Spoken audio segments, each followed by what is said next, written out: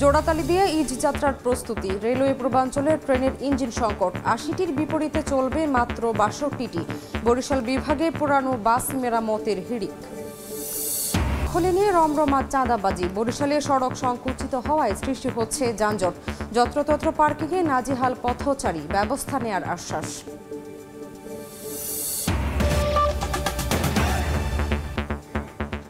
সময় সংবাদের সঙ্গে আছি আমি শামীমা শাম্মী। কর্তৃপক্ষের আশ্বাসে প্রায় ১.৫ ঘন্টা পর কর্মবিরতি প্রত্যাহার করেছেন মেট্রো রেলের কর্মীরা। বিক্রি শুরু হয়েছে টিকিট। বিস্তারিত জানাতে এই মুহূর্তে কারওয়ান বাজার স্টেশনে আছেন সহকর্মী শফিকুজ্জামান রুবেল। সরাসরি যাচ্ছি তার কাছে।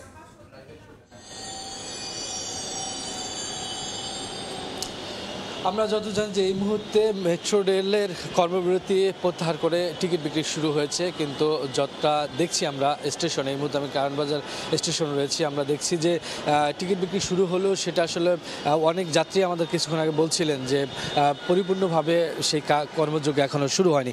সকাল থেকে যেটা দেখছিলাম, গতকালকে রাত্রে যে ঘটনা আপনারা জানেন যে মেট্রো রেলের কর্তৃপক্ষের সাথে যারা কর্মচারী আছেন তার সাথে পুলিশের যে বাকবিতণ্ডতা বা শারীরিক এবং বাকবিতণ্ডতার ফলে যেই সমস্যা তৈরি হচ্ছিল, তারা যে কর্মবিরতিতে চলে গিয়েছিলেন যে কোনো কাজ করবেন না, সে অনুযায়ী কিন্তু সকাল থেকে আমরা দেখছিলাম যে বিভিন্ন স্টেশনের যারা কর্মচারী রয়েছেন তারা কিন্তু কাজ করছিলেন না। ফলে একদম মেট্রো রেলগুলো সচল থাকায় যারা যাত্রী ছিলেন তারা কিন্তু বিনা টিকিটে ভ্রমণ করতে পেরেছেন। কোনো ধরনের ভোগান্তি সৃষ্টি হয়নি। কিছুক্ষণ পরে আমরা আবার দেখেছি যে কয়েকটি স্টেশনে যাদের র্যাপিড পাস রয়েছে সেই র্যাপিড পাসের মাধ্যমে কিন্তু আবার অনেকেই যাতায়াত করেছেন। আবার কিছু কিছু স্টেশনে দেখেছি যে টিকিট ছাড়া ভেতরে ঢুকতে দেননি। আবার অনেক স্টেশনে কাউকে আসলে কোনো ধরনের চেকও করা হয়নি। আমরা অনেকের সাথে কথা বলেছি যারা যাত্রী রয়েছেন, বলছিলেন যে তারা স্টেশনে আসার পরে দেখেছেন যে কর্মচারী রয়েছেন কিন্তু তারা কোনো ধরনের কোনো কাজ করছেন না। অনেককে বলছেন যে আসলে আজকে ঝামেলা চলছে, আপনারা যেতে চাইলে নিজে উদ্যোগে চলে যান। সেভাবে আমরা অনেকের আলোচনা থেকে যেটা জানতে পেরেছি যে আসলে সকাল ৭টার পর থেকে মূলত এই কিছুক্ষণ আগ পর্যন্ত যে মেট্রো রেলের যে স্টেশনগুলো রয়েছে সেই স্টেশনগুলো বিনা টিকিটেই যাত্রীরা কিন্তু যাতায়াত করতে পেরেছেন। এবং র্যাপিড পাস যাদের রয়েছে সেই র্যাপিড পাসও মেশিন বন্ধ থাকার কারণে সেই কোনো ব্যবস্থা না কার্যকরভাবে আসলে চালানো যায়নি। তবে এই মুহূর্তে যেই সর্বশেষ যেই পরিস্থিতি মেট্রো রেলে, সেটা হচ্ছে মেট্রো রেল কিন্তু সকাল থেকে চলছে, কোনো ভোগান্তি নেই যাত্রীদের। কর্তৃপক্ষের যিনি ব্যবস্থাপনা পরিচালক ছিলেন তিনি মিরপুর স্টেশন থেকে আগারগাঁ স্টেশনের অবধি আসার পথেই মূলত কর্মকর্তাদের সাথে কথা বলেছিলেন এবং কর্মচারীদের সাথে কথা বলেছেন। তারা যেটা আমাদেরকে জানালেন যে তারা যে আশ্বাস পেয়েছেন, তাদের যে ৬ দফা দাবি, সেই ৬ দফা দাবি এবং যারা অভিযুক্ত সেই অভিযুক্তদের বিরুদ্ধে ব্যবস্থা নেওয়ার আশ্বাসে মূলত তারা কর্মবিরতি প্রত্যাহার করে কিন্তু এই আবার কাজে যোগ দিয়েছেন এবং মেট্রো রেল চলাচল শুরু হয়েছে। তবে যদি সেই ব্যবস্থা নেওয়া হয় তাহলে কিন্তু আবারও তারা যেতে পারেন তাদের কঠোর অবস্থানে। তো সব মিলে এই ছিল এই মেট্রো রেল স্টেশন থেকে। সরাসরি যুক্ত ছিলাম কারওয়ান বাজার স্টেশনে। তীব্র ইঞ্জিন সংকটের মুখে অনেকটা জোড়াতালি দিয়েই চলবে রেলওয়ে পূর্বাঞ্চলের ঈদ যাত্রা। ঘরমুখ যাত্রী পরিবহনের জন্য প্রতিদিন ৭৫ থেকে ৮০টি ইঞ্জিনের প্রয়োজন হলেও জোগাড় হচ্ছে মাত্র ৬২টি। সংকট কাটাতে ঈদের আগে পণ্যবাহী ট্রেন চলাচল বন্ধ রাখার পাশাপাশি চট্টগ্রাম থেকে চাঁদপুর এবং ময়মনসিংহগামী ২টি যাত্রীবাহী বিশেষ ট্রেনও বন্ধ থাকবে। শাখাউত টিপুর ক্যামেরায় বিস্তারিত জানাচ্ছেন কমল দে। চট্টগ্রামের পাহাড়তলির লোকোশেডে একটি ইঞ্জিনের মেরামত কাজ শেষ না হতে ত্রুটি সারিয়ে নিতে ঢুকছে আরেকটি ইঞ্জিন। এইভাবে রেলওয়ে ওয়ার্কশপগুলোতে একের পর এক ইঞ্জিন মেরামত করে সচল রাখতে হচ্ছে পূর্বাঞ্চলের ট্রেন চলাচল। তবে অতিরিক্ত ট্রেন চালাতে ইঞ্জিনের চাহিদা বাড়তে থাকায় আসন্ন ঈদ যাত্রায় কাঙ্ক্ষিত যাত্রী বহন চ্যালেঞ্জ হয়ে দাঁড়িয়েছে। বড় চ্যালেঞ্জটাই হচ্ছে মিটার গেজ লোকো সংকট। 20% 25% কম লোকোমোটিভ আমাদের কাছে আছে, যেটা দিয়ে আমাদের চাকরিটা এখন পুরোটাই ক্রাইসিস ম্যানেজমেন্ট। ডিজেল সব আছে এবং আমাদের যে ক্যালোকা আছে তারা স্পেশাল কিছু লোকোমোটিভ রিপেয়ার করছে। আমরা আশা করছি যে এই সপ্তাহের মধ্যে আমরা 3টা বা 4টা লোকোমোটিভ হয়তো বা আমাদের হাতে পাবো। রেলওয়ে পূর্বাঞ্চলের তথ্য অনুযায়ী স্বাভাবিক সময়ে যাত্রী পরিবহনে 70 থেকে 72টি ইঞ্জিনের প্রয়োজন হলো পাওয়া যায় মাত্র 53টি। কিন্তু ঈদ যাত্রায় একাধিক বিশেষ ট্রেন যেমন থাকে তেমনি ট্রেনগুলোর সাপ্তাহিক বন্ধ তুলে দেওয়া হয়। তখন ইঞ্জিনের চাহিদা দাঁড়ায় 75 থেকে 80টি। এর মাঝে অধিকাংশ ইঞ্জিনে কোনো না কোনোভাবেই ত্রুটিপূর্ণ। যে কয়টা ট্রেন বৃদ্ধি পেয়েছে এগুলোর জন্য তো আবার আপনার নতুন কোনো লোকোমোটিভ যেহেতু আসা নাই, ওই লোকোমোটিভগুলো দিয়ে তো আবার নতুন ট্রেনগুলোর কাজ করা হচ্ছে। লোকবল যেমন সংকট তেমন লোকোমোটিভের সংকট, এই জন্য কোনো লোকোমোটিভে শেডে এসে আপনার বেশিক্ষণ থাকতে পারে না, সবগুলো কানেক্টিং পাওয়ার। চ্যালেঞ্জ হচ্ছে কীভাবে গাড়িগুলো রাইট টাইমে আমরা আউটটার্ন দিব, কীভাবে প্রত্যেকটা গাড়ির কোনো জটিলতা থাকলে সময় মতো আমরা সমাধান করতে পারি, প্লাস পাশাপাশি প্রত্যেকটা গাড়ি কীভাবে সূক্ষ্মভাবে চেক করে গাড়িটা আউটটার্ন দিতে পারি। এদিকে সংকটের মাঝেও অন্যান্য যাত্রীবাহী ট্রেনের ঈদ যাত্রা সচল রাখতে চট্টগ্রাম থেকে চাঁদপুর এবং ময়মনসিংহগামী দুটি বিশেষ ট্রেন বাতিলের সিদ্ধান্ত নেওয়া হয়েছে।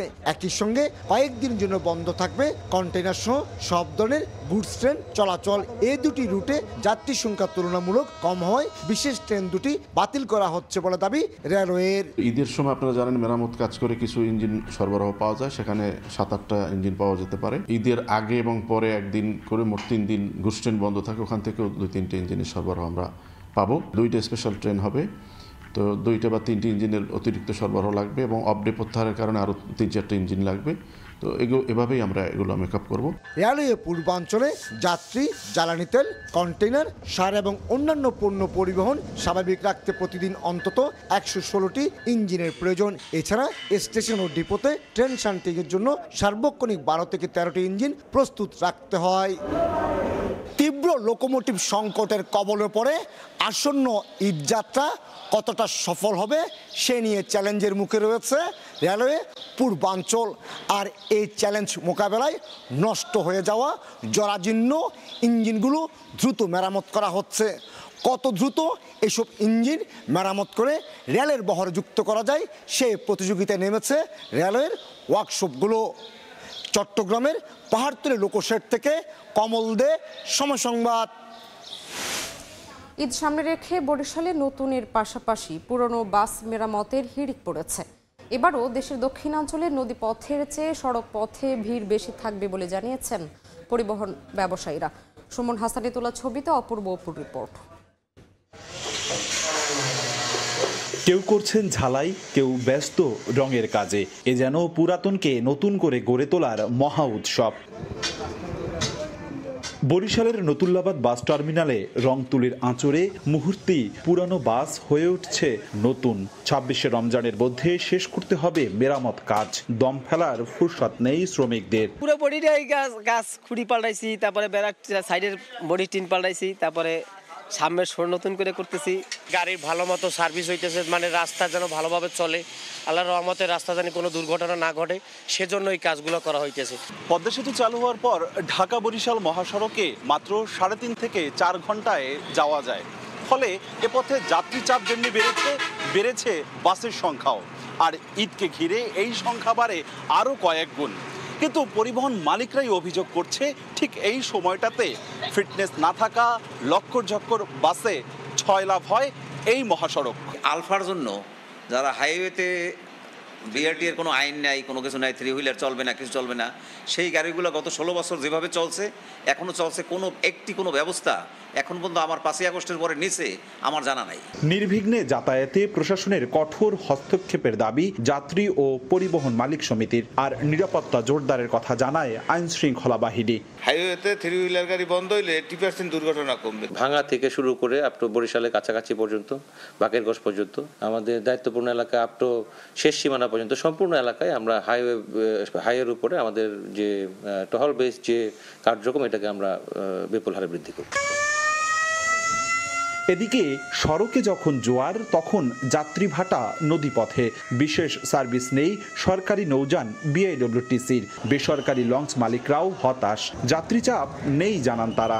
পদ্মা সেতু হওয়াতে আমাদের লঞ্চ ব্যবসায় ধস নামেছে, বলা মতো না যে লঞ্চের ব্যবসা কি অবস্থা বর্তমানে চলতেছে, এটা আপনারা সরজমিন দেখলেই পাবেন না। বরিশালে নতুল্লাবাদ ও রূপাতলী বাস টার্মিনাল থেকে অভ্যন্তরীণ এবং দূরপাল্লার রুটে সহস্রাধিক বাস চলাচল করে। ঈদ ঘিরে অন্তত 25 থেকে 30 লাখ মানুষ যাতায়াত করে বলে জানিয়েছেন পরিবহন ব্যবসায়ীরা। অপূর্ব অপু, সময় সংবাদ, বরিশাল।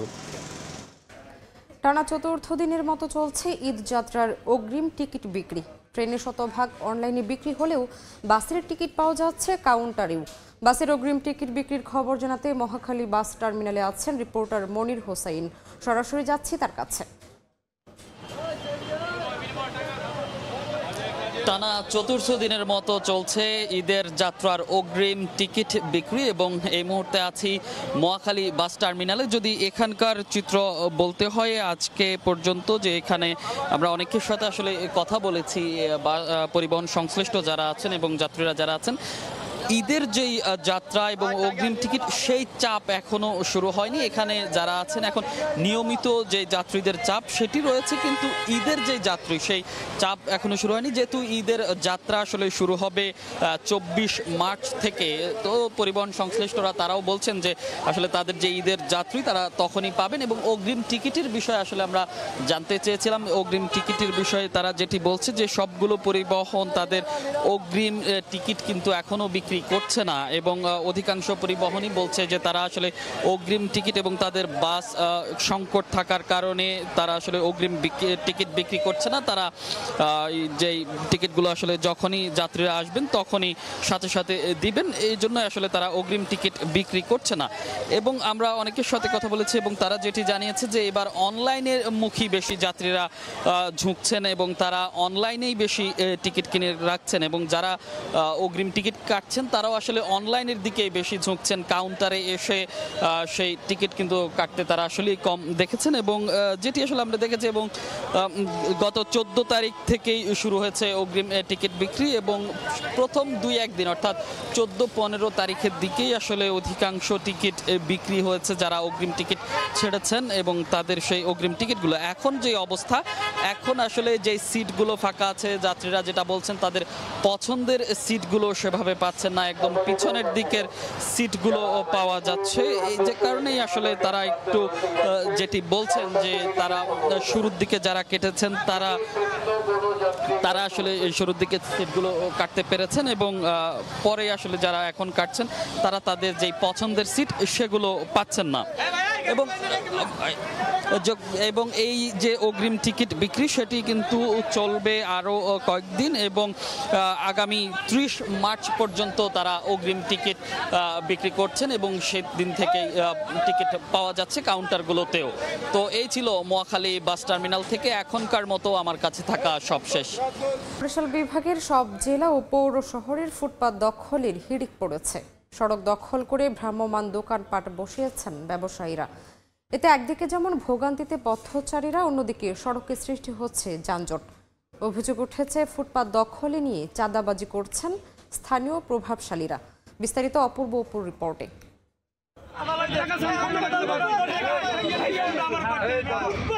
বরিশাল শহরের লঞ্চঘাট এলাকায় এই বাগবিতান্ডা ফুটপাতের দোকান থেকে চাঁদা দেয়া না দেয়াকে নিয়ে।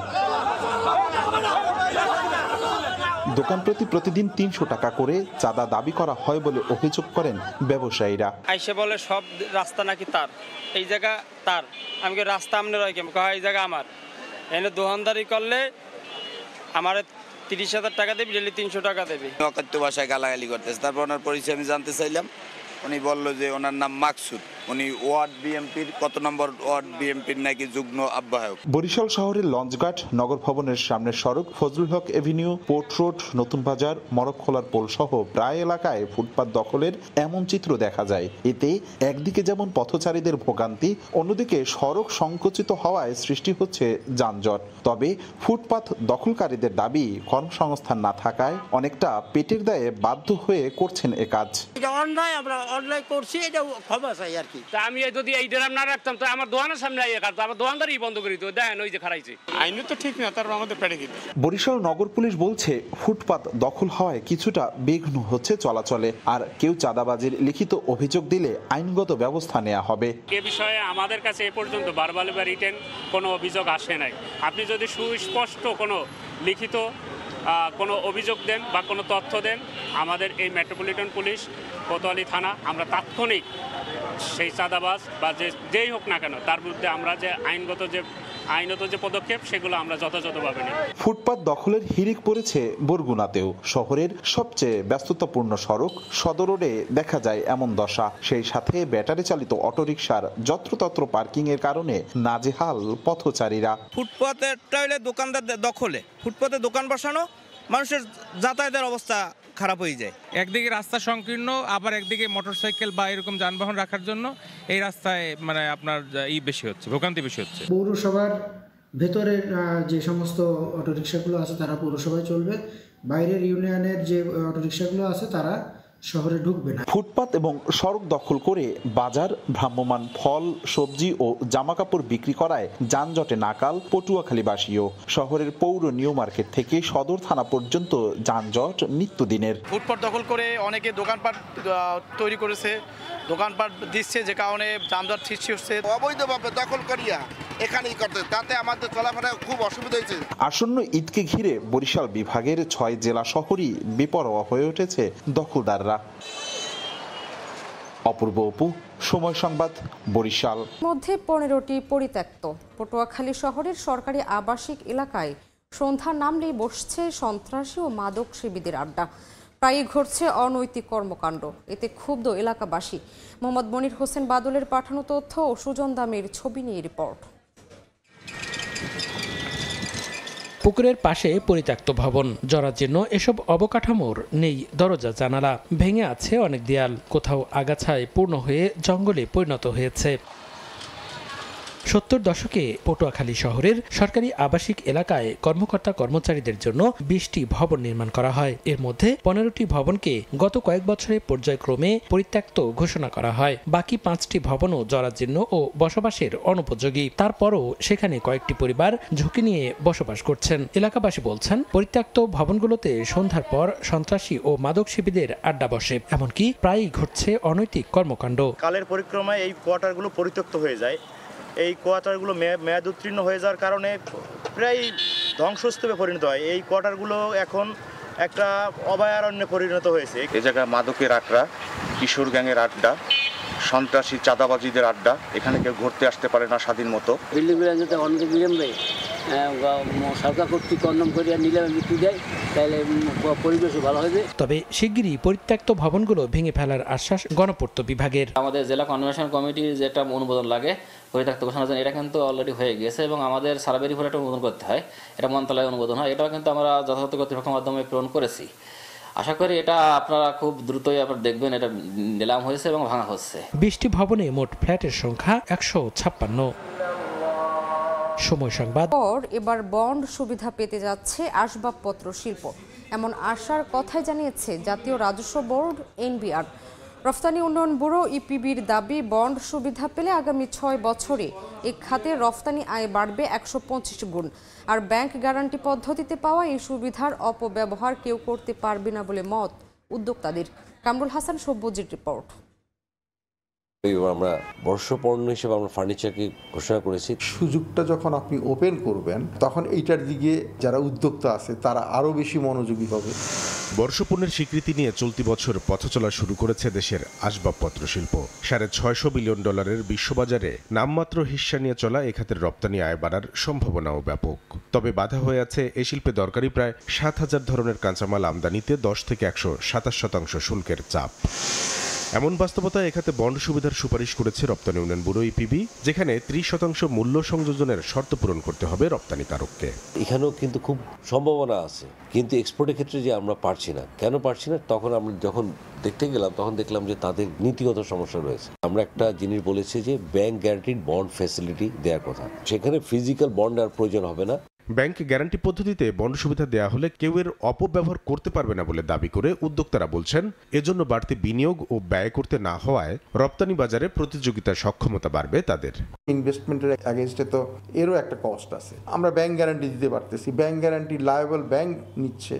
আমি যদি ওই সময়ের মধ্যে সেটি কার্য সম্পাদন না করি, তাহলে সরকার যে কোনো সময় সেই গ্যারান্টিটা ইনক্যাশ করে ফেলতে পারে। সো এটা কারোর জন্যই আর কোনো ঝুঁকি থাকে না। সেটা যদি আমরা অ্যাকোমোডেট করি, তাহলে কিন্তু আমাদের এক্সপোর্ট বাড়বে। ইপিবি বলছে, আসবাবপত্র শিল্পে এই সুবিধা দেওয়া হলে এখানের বর্তমান রপ্তানি আয় 4 কোটি থেকে 2030 সালের মধ্যে 125 গুণ বেড়ে দাঁড়াবে $500 কোটি। 2030 সালের মধ্যে ওনারা প্রায় $5 বিলিয়ন এক্সপোর্ট করতে পারবেন যদি এই সুবিধাটা দেওয়া হয়। বাজার বাস্তবতা বিশ্লেষণ করে আসবাবপত্র সহ রপ্তানির সম্ভাবনার সব খাতেই বন্ড সুবিধা দিতে কাজ করা হচ্ছে বলে জানালেন জাতীয় রাজস্ব বোর্ড এনবিআর এর চেয়ারম্যান। আমাদের দেশ থেকে যে সকল পণ্য রপ্তানি করা যায়, তাদের যদি কোনো বন্ড সুবিধা লাগে আমরা সেগুলোর জন্য কাজ করছি। অচিরে আপনারা সুফল দেখতে পাবেন। রুচি পরিবর্তনের সঙ্গে পাল্লা দিয়ে রপ্তানি বাজার সম্প্রসারণে বন্ডের পাশাপাশি আধুনিক প্রযুক্তির ব্যবহার বাড়ানোর পরামর্শ সংশ্লিষ্টদের। কামরুল হাসান সবুজ, সময় সংবাদ, ঢাকা। দেখছেন সময় সংবাদ। ভ্রাম্যমাণ আদালত বন্ধ করে দেওয়ার দুদিনের মধ্যেই আবারও চালু ইটভাটা। নিয়ম নীতি বা সরকারি আদেশ কোনোটি মানছেন না ভোলার ভাটা মালিকরা। পাশাপাশি কালো ধোঁয়ায় মারাত্মক পরিবেশ দূষণের কবলে জেলার বিভিন্ন এলাকা। এ নিয়ে নানা অজুহাত অভিযুক্ত মালিক পক্ষের। আর আইন অমান্যকারীদের বিরুদ্ধে আরও কঠোর ব্যবস্থা নেওয়ার কথা জানায় প্রশাসন। উৎপল দেবনাথের ছবিতে নাসির উদ্দিন লিটনের রিপোর্ট। গত ৫ মার্চ ভোলার চরফ্যাশন উপজেলার মাদ্রাজ গ্রামের মেসার্স ক্রাউন ব্রিক্সে অভিযান চালায় পরিবেশ অধিদপ্তর। এ সময় ভাটার চিমনি, সমিল ও কিনল ভেঙে ফেলার পাশাপাশি কার্যক্রম বন্ধ করে দেয়া হয়। এর দুদিনের মধ্যেই আবারও ইট পোড়ানো শুরু করে ভাটা কর্তৃপক্ষ। ক্রাউন ব্রিক্সের সঙ্গে একই দিনে জরিমানা করা হয় একই এলাকার মেসার্স সততা ব্রিক্স, আনিশা ব্রিক্স, শর্মান ব্রিক্স ও মধুমতি ব্রিক্সকে। নিয়ম নীতি বা সরকারি আদেশ কোনোটাই মানছে না ভোলার ইটভাটা মালিকরা। ১৭ মার্চের মধ্যে অবৈধ সব ইটভাটা বন্ধে উচ্চ আদালতের নির্দেশও উপেক্ষা করছেন তারা। এ নিয়ে নানা অজুহাত অভিযুক্ত মালিক পক্ষের। আমরা অল্প কিছু ইট ফুরার জন্য ইয়ে করতেছি, এখন বইলা গেছে ঠিক আছে। তারা কি বইলা গেছিল? তারা তো ভেঙে দিয়ে গেছে। ওনারা তো বলবে প্রক্রিয়ার মধ্যে নাই, আমরা ঠিক আছে, আমরা নতুন করলে কি আমরা প্রক্রিয়ার ভিতরে থাকবো? নতুন করছি, এই জন্য তারা প্রক্রিয়া দিন রাখছি, দিব কাগজপত্র। পরিবেশ অধিদপ্তরের তথ্য মতে জেলায় মোট ১০৯টি ইটভাটা রয়েছে। এর মধ্যে ২৭টির কোনো বৈধ কাগজপত্র নেই। এছাড়া বেশিরভাগ প্রতিষ্ঠানেই পোড়ানো হচ্ছে কাঠ। কালো ধোঁয়ায় মারাত্মক পরিবেশ দূষণের কবলে আশপাশের এলাকা। দুমার সাথে যত ছালি আছে সব এসে আমাকে খেতে ভরে, ফসলে ভরে। ফসলি জমিন সব কাইটা আরো নিয়ে যাইতে আছে, মাটি নিয়ে যাইতেছে, আমাদের জমিন কমে যাইতেছে ফসলের। এই মৌসুমে তারা একদিনে যেই টাকা আয় করে, আসলে ওই জরিমানাটা এতই নগণ্য যেটা একদিনের, কিন্তু তাদেরকে যদি প্রকৃতপক্ষে সাজা দেওয়া হতো, এই আইনই বলা আছে তাদেরকে সাজা দেওয়া যাবে। তবে আইন অমান্যকারীদের বিরুদ্ধে আরো কঠোর ব্যবস্থা নেয়ার কথা বলছেন সংশ্লিষ্টরা। ৬টি ইটভাটার বিরুদ্ধে আমরা ব্যবস্থা নিয়েছিলাম, ২৯ লক্ষ টাকা জরিমানা আর একটা ভেঙে দিয়েছি। আপনারা যদি এরপরও তারা চালাও করে তাহলে আমরা পরবর্তী সময় আরও আইনগত ব্যবস্থা গ্রহণ করব। তারা নতুন করে আবার কেউ চেষ্টা করবে, এই চেষ্টা আমরা সফল হতে দিব না, ওই ভাটাগুলো চিরতরেই বন্ধ হয়ে যাবে। চলতি মাসে ভোলায় ১৩টি ইট ভাটায় অভিযান চালিয়ে পরিবেশ অধিদপ্তর ৫৬ লাখ টাকা ও জেলা উপজেলা প্রশাসন ২০ লাখ টাকা জরিমানা আদায় করেছে। নাসির উদ্দিন লিটন, সময় সংবাদ, ভোলা। দেখছেন সময় সংবাদ। আর মাত্র কিছুক্ষণের অপেক্ষা, এরপরই লাল সবুজ জাতীয় দলের ফুটবলার হিসেবে বাংলাদেশে পা রাখবেন হামজা দেওয়ান চৌধুরী। এই মুহূর্তে সিলেটের ওসমানী আন্তর্জাতিক বিমানবন্দরে আছেন রিপোর্টার SM ইকবাল। হামজাকে বরণের সবশেষ খবর জানতে সরাসরি যাচ্ছি তার কাছে। একটা ফুটবলারের ইম্প্যাক্ট যে কতটা হতে পারে সেটা হামজা দেওয়ান চৌধুরীকে দিয়েই হচ্ছে আমরা উদাহরণ দিতে পারি। এই ফুটবলার বাংলাদেশের জার্সিতে এখন পর্যন্ত কোনো ম্যাচ খেলেননি, এখন পর্যন্ত লাল সবুজের জার্সিটাও তার গায়ে চাপানো হয়নি, কিন্তু তাকে রিসিভ করার জন্য দেখেন কি পরিমাণে দর্শক বা কি পরিমাণে ভক্ত বা কি পরিমাণে ফুটবল প্রেমীরা হচ্ছে বিমানবন্দরে অপেক্ষা করছে। আমরা এসেছি কিন্তু অনেকটা ভোরে এসেছি এবং ভোর থেকেই দেখতে পাচ্ছি যে দেশের বিভিন্ন প্রান্ত থেকে, শুধু যে সুনামগঞ্জ, সিলেট বা হবিগঞ্জ থেকে যে ভক্তরা এসেছে তা কিন্তু নয়, দেশের বিভিন্ন প্রান্ত থেকে ভক্তরা কিন্তু সে সকাল থেকে আস্তে আস্তে এসে জড়ো হচ্ছে যে তাদের ফুটবলের আগামী দিনের যে সুপারস্টার বাংলাদেশে জয়েন করার পরে দেশের ফুটবলের যেই ভগ্নদশা বা যে রুগ্নদশা সেটা যে রাতারাতি চেঞ্জ হয়ে যাচ্ছে বা চেঞ্জ হতে যে শুরু করেছে, তাকে এক নজর কাছ থেকে দেখার জন্য, তাকে ওয়ার্ম ওয়েলকাম জানানোর জন্য তারা কিন্তু বিমানবন্দরে ইতিমধ্যে এসে উপস্থিত হয়েছে। আমরা জানি হামজা হচ্ছে স্থানীয় সময় 11:40 হচ্ছে এই সিলেট আন্তর্জাতিক ওসমানী বিমানবন্দরে হচ্ছে তিনি নামবেন। তার পরিবারের সদস্য সহ মোট 9 জন নিয়ে তিনি এখানে নামবেন। তাদের জন্য যতটা বর্ণিল করা যায় তাকে ওয়েলকাম করার জন্য তার সবকিছু কিন্তু ভক্তরা করেছেন। কেউ ফুল নিয়ে এসেছেন, কেউ প্লেকার্ড হাতে নিয়ে এসেছেন এবং অনেকের কাছে দেখেছি যে রাতারাতি তারা হামজার জার্সি তৈরি করে ফেলেছেন এবং সেই জার্সি পরে কিন্তু তারা এখানে ছোটখাটো একটা চেয়ার আপ করতেছেন যে হামজা যখন আসবে, হামজা আসার পরে হচ্ছে তাকে স্বাগতমটা জানাবে। কিছুক্ষণ আগে ফুটবল ফেডারেশনের যে কর্মকর্তারা তারা হচ্ছে এই বিমানবন্দরে এসে পৌঁছেছে এবং তারা হামজাকে বরণ করবে। ভেতরে হচ্ছে একটি ছোটখাটো একটা আনুষ্ঠানিকতা রয়েছে, অর্থাৎ হামজা নামার পর তাকে ঠিক যেভাবে রিসিভ করা যায় সেটা ফুটবল ফেডারেশনের পক্ষ থেকে করা হবে। তবে সেখানে গণমাধ্যমের উপস্থিতি কিছুটা রেস্ট্রিক্ট করা হয়েছে। তারপর আমরা প্রত্যাশা করছি যে ভেতরের যে আনুষ্ঠানিকতা, সেই আনুষ্ঠানিকতা শেষ করে হামজা যখন বাইরে আসবে তখন নিশ্চয়ই তিনি কথা বলবেন বাংলাদেশের 18 কোটি মানুষের উদ্দেশ্যে, কারণ বাংলাদেশের 18 কোটি মানুষ কিন্তু ঠিক এই মুহূর্তে তাকিয়ে আছে দেশের ফুটবলে তার মাধ্যমে যে ইতিবাচক পরিবর্তনটা হবে তার দিকে। তো এই ছিল আমার কাছে আপাতত সিলেট ওসমানী স্টেডিয়াম থেকে, ওসমানী বিমানবন্দর থেকে আমার কাছে সবশেষ তথ্য। সরাসরি যুক্ত ছিলাম সিলেটে। এ পর্যায়ে শীর্ষ সংবাদগুলো জানিয়ে দিচ্ছি আরেকবার। দিয়ে ঈদযাত্রার প্রস্তুতি রেলওয়ের পূর্বাঞ্চলে ট্রেনের ইঞ্জিন সংকট, ৮০টির বিপরীতে চলবে মাত্র ৬২টি। বরিশাল বিভাগে পুরানো বাস মেরামতের হিড়িক। এই ছিল সময় সংবাদে, সঙ্গেই থাকুন সময়ের।